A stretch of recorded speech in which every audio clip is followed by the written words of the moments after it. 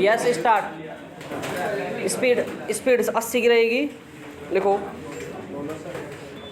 वर्ष 2019 में भारत में कुल इंटरनेट यूजर्स में 67% पुरुष थे और 33% महिलाएं।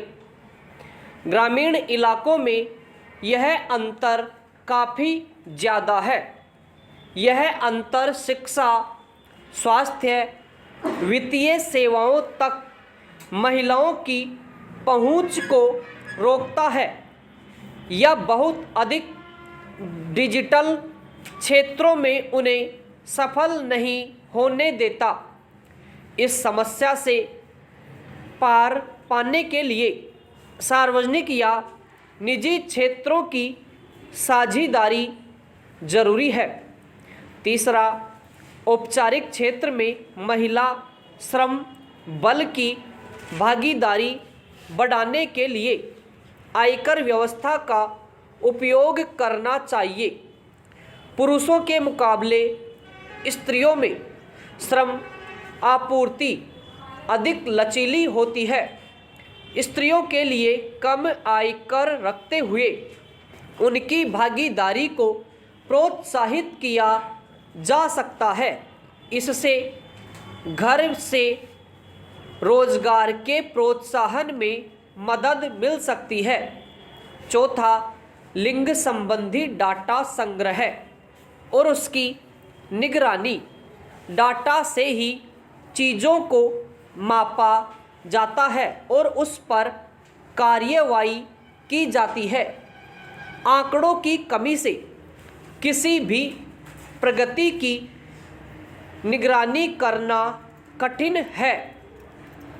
हर लड़की या महिला की गिनती जरूरी है।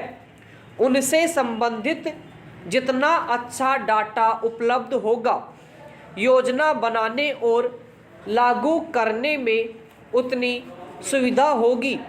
महिला संबंधी डाटा में सुधार के लिए संयुक्त राष्ट्र ने making every woman and girl count नाम से एक अभियान 2016 में शुरू किया था।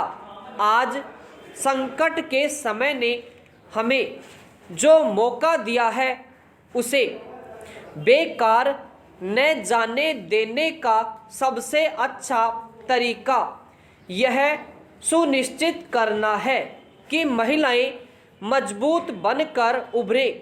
भारतीय रिजर्व बैंक ने मौद्रिक नीति को नरम रखते हुए यह दर्शाया है कि आगे आने वाले समय में ब्याज दरों में कमी की जा सकती है। दरअसल बजट में की गई कई घोषणाओं से भारतीय अर्थव्यवस्था में विस्तार देखने को मिलेगा। अतः तरलता को बनाए रखना आवश्यक होगा। इसलिए ब्याज की दरें भी कम रखनी होगी। इस प्रकार मौद्रिक नीति अब देश की राजकोषीय नीति का सहयोग करती दिख रही है। मौद्रिक नीति में नरम रुख अपनाना एक अच्छी नीति है, क्योंकि कम ब्याज दरों पर ऋण उपलब्ध होने से ऋण की मांग बढ़ती है। वित्तीय वर्ष 2021-22 के बजट में सूक्ष्म, लघु एवं मध्यम उद्योग को भी मदद देने की बात की गई है, क्योंकि यही क्षेत्र कोरोना महामारी के दौरान सबसे अधिक प्रभावित हुआ था। इन क्षेत्रों में काम करने वाले अधिकतम लोग बेरोजगार हो गए थे। अतः इस क्षेत्र को 0% की ब्याज दर पर ऋण उपलब्ध कराए जाने की बात की जा रही है।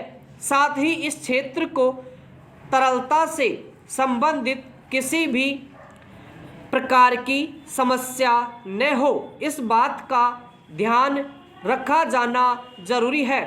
यह क्षेत्र ही देश की अर्थव्यवस्था को बदल देगा। इसलिए भी मौद्रिक नीति में इन बातों पर ध्यान रखा गया है कि इस क्षेत्र को ऋण आसानी से उपलब्ध कराया जा सके एवं तरलता बनाई जा सके। हाल ही के समय में विश्व का भारतीय अर्थव्यवस्था पर भरोसा बढ़ गया है। इसलिए देश में प्रत्यक्ष विदेशी निवेश भी लगातार बढ़ रहा है। अब आवश्यकता है हमें अपने आप पर विश्वास बढ़ाने की। अब भारतीय रिजर्व बैंक को वास्तविक एक्सचेंज दर पर भी नज़र बनाए रखनी होगी। यदि यह दर बढ़ती है तो देश के विकास की गति पर विपरीत प्रभाव पड़ सकता है।